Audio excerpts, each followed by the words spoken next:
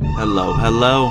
Welcome back to American MMO, the only gaming channel on YouTube that will never tease you with content not coming to your Western keyboard. My name is Aaron, 20-year veteran of the MMO community, loving all things games. For today's video, we will be discussing Exilecon 2019. A recent article written by Joseph Bradford for MMORPG.com explains his in-hands experience playing PoE 2. Yes, he was one of the lucky ones that was able to fly to New Zealand for this conference. After we discuss his experience, I will play in high def the gameplay preview released by Grinding Gears Games. As always, I will share my thoughts. Please feel free to share yours in the comment section below. Here we go. The 4.0 update turned out to be Path of Exile 2, the next installment in the story by the New Zealand developer. A new campaign which will integrate into the existing Path of Exile launcher. The new installment takes place 20 years after the events of Path of Exile, and it will come with a host of changes to improve upon the existing experience. Now, the article goes on. Joseph talks about how he got to play the games multiple times, and each time it felt better. He really liked the dark elements and tones in the playstyle. He was able to choose between a Marauder, Witch, or Ranger during this time. Here's a quote from him. Path of Exile 2, simply put, looks great. The visuals on display, from the roots to the old forest, look amazing. The improved lighting, specifically over the original Path, really helps set the mood in each area, giving them a distinct feel. Joseph goes on in the article, combat is also greatly improved overall from the original. Every single encounter felt as though it could be my last. Indeed, I can't remember how many times my Exile met their fate the first time I played. Standing in one spot, preying enemies with skills and basic attacks won't lend itself well to survival. You'll need to constantly move, slinging death and destruction with every set. Hordes of imps, skeletons, werewolves, and more would throw themselves at me, and if I wasn't careful, I would die just as easily as I could lead them to the slaughter. This challenge also I felt in the boss fights. Grinding Gears Games really knows how to make boss fights, and the early ones you'll face in Path of Exile 2 sets the stage of what I can only hope are more in-depth encounters in the future. One of the early fights, the Devourer, made it clear these boss fights were more than what it seemed compared to some of the earlier bosses in the original Path of Exile. Standing still is not an option, as the Devourer would continually drop underground tunneling around the area, only to pop up nearby and spray acid all over you. Stray too far though, and you could find yourself being smashed by the tail of the giant worm creature. Additionally, it would attack from afar by shooting balls of acid which saturated the ground as they hit, causing damage if you walked through them. As such, the Devourer required both finesse and strategy to kill. It wasn't as simple as spamming with skills you had at that point to finish the job. You needed to be careful, as one wrong move could wind up costing you your life. Joseph goes on to close out this article talking about, in his opinion, one of the best improvements coming to Path of Exile 2, and that's the overhaul of the skill gem system. I'll read for you what he said. Skills themselves aren't learned by your class, but rather are learned by slotting skill gems in your weapon or armor slots. These skill gems can be earned through loot or finishing up a quest. Armor would have randomized sockets to slot into the gem. With those sockets linking together, you can equip supporting gems to augment the skills they're linked to. It's a confusing system for new players, which is why when Chris Wilson, one of the founders of Grinding Gears Games, showed off the new system during the keynote at Exilecon, I found myself immediately interested. Now, the armor and weapons have a defined amount of sockets they can have. As such, you can equip skills to those weapons themselves, and those skill gems then have 6 support sockets to augment the skill itself. As I marked improvement over the confusing system previously, and one that made it immediately clear how you can make your skills more powerful. One of my favorite support gems I found while playing, the Witch, was a skill that gave me the chance to summon a phantom, and it was incredibly satisfying when shooting a fireball to have 2 or 3 floating spirits helping me along when packs of enemies became too much to bear. He kind of goes on and then talks about how he was able to play 45-minute sessions, and each time he was being able to get farther in the walkthrough. and he's really excited about the future of the game and hopes that they open up a beta soon. And that's the article. Alrighty, so now I'm going to stop talking and reading and let you all watch the actual gameplay preview from Grinding Gears Games without my commentary, but with the developers. Enjoy. So today we're going to do a short demo of some of the content we have in this build of Path of Exile 2. We're starting here at about level 11, which is around halfway through Act 1. Right away as Jonathan plays with the graveyard, you're going to notice the massive improvements we've made to the Path of Exile engine since 3.0 was released. Environments, characters, and items all use physically based rendering, which gives the whole game a realistic look. We have new main character class models with all new animations and completely new item base types. Most of these have physics for many of the little details, which makes them a lot more awesome.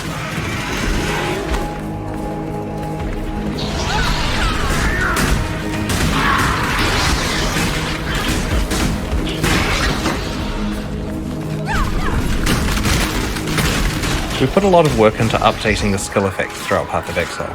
For example, when you fire a split arrow, you really feel the individual arrows because some stick in the walls and others bounce off realistically.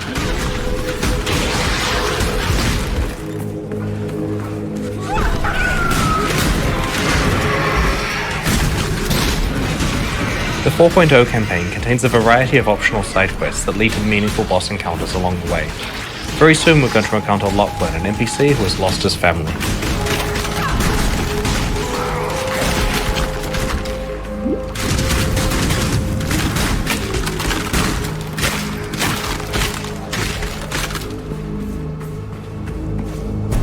Family, where are they? Isabel and the boys were only to be gone for a few minutes, but it has been, I don't even know how long, hours at least, days, weeks. What season is it? Stranger, I know we have just met, but I'm so worried about them. Around here, they could have fallen into a sinkhole or been choked by grave dust. Please, could you see to their safety?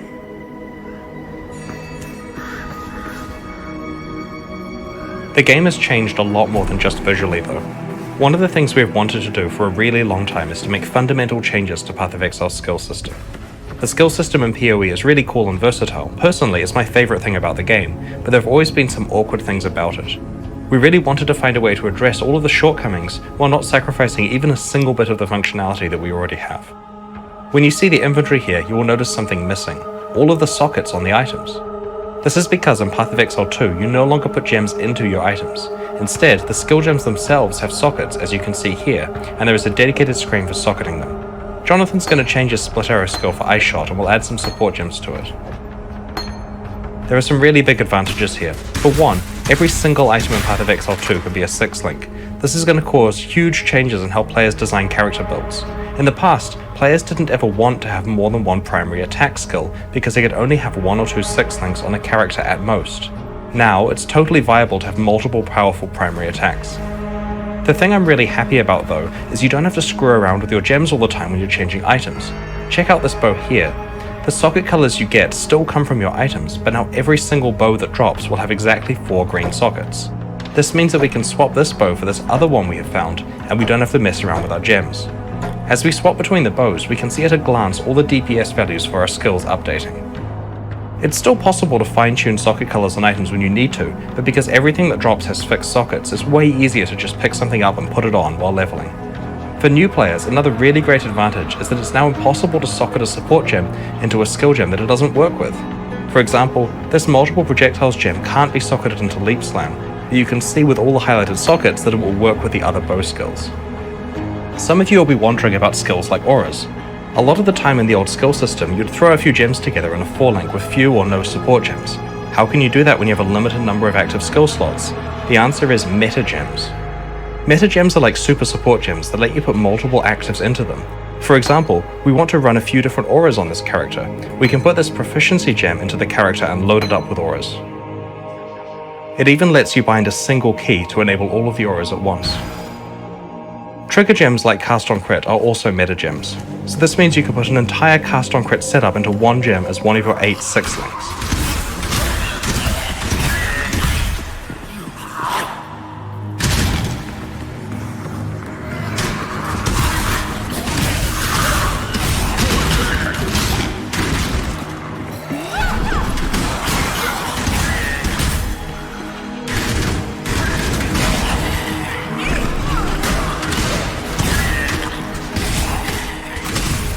One of the things we really wanted to improve in Path of Exile 2 was our lighting system.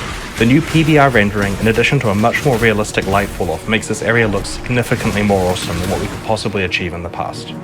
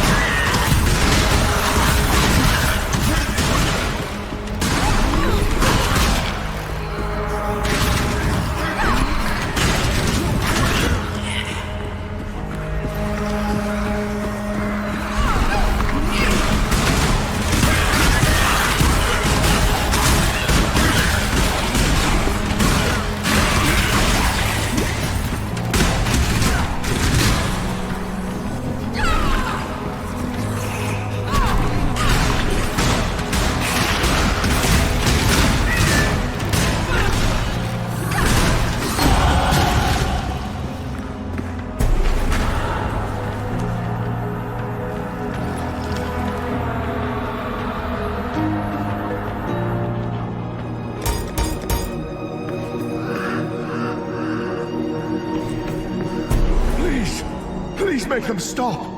They're whispering. They're screaming. No, don't give in. You're not dead. You're still moving. You're still here.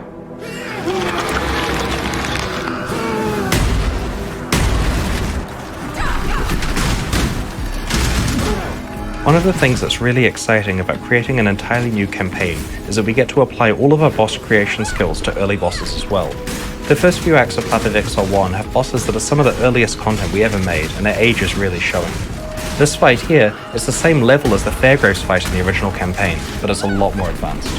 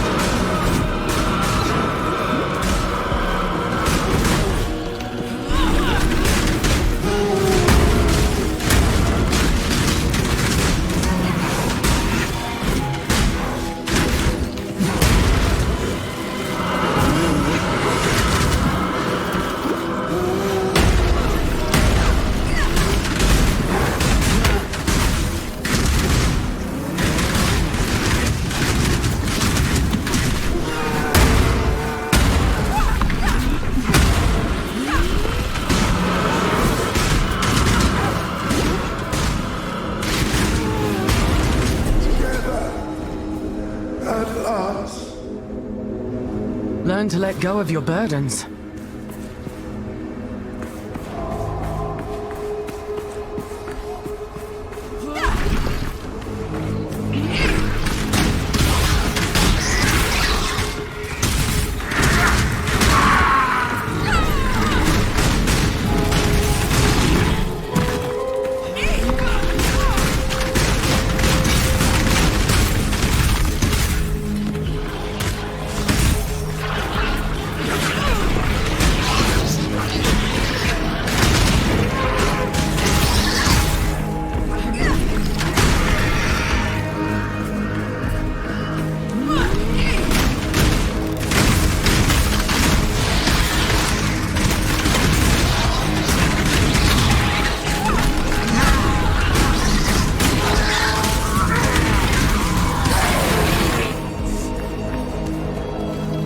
So here we are in the hunting grounds.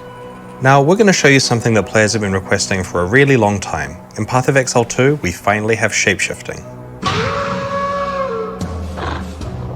Each shapeshift form can use any regular Path of Exile attack that makes sense. Here on the werewolf, we're using Leap, Slam, and Cleave. One of the other things we thought that was really important with shapeshifting is that you could just change back and forth at any time. Walking around in the middle of a skill whenever, just hit the button and go.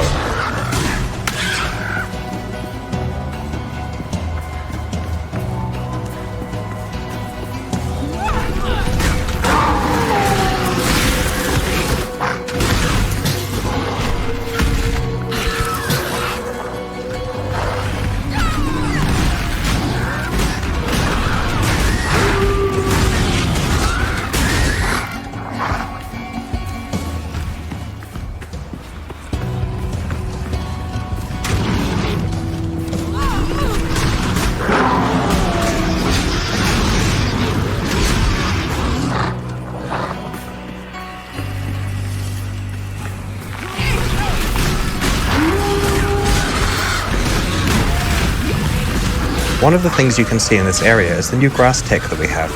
It's done using pre-computed ray tracing. It's both way nicer looking and has better performance than what we used to have before.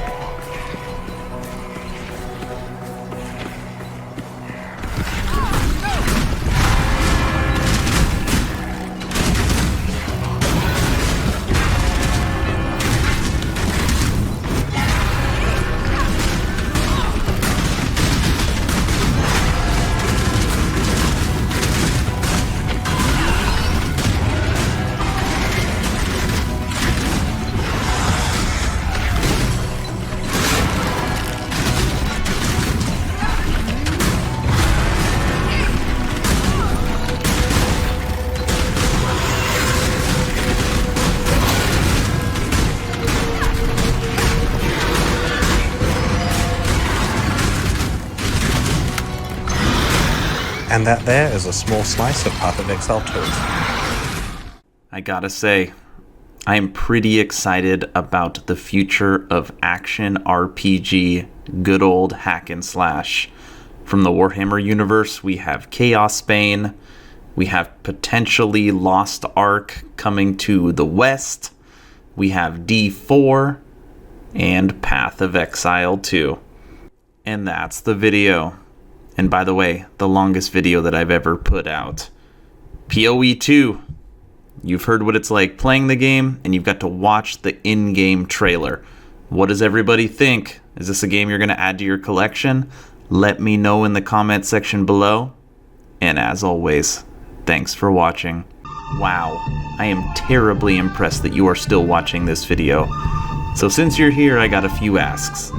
Please like, please share, please subscribe, and smash that bell. Aaron.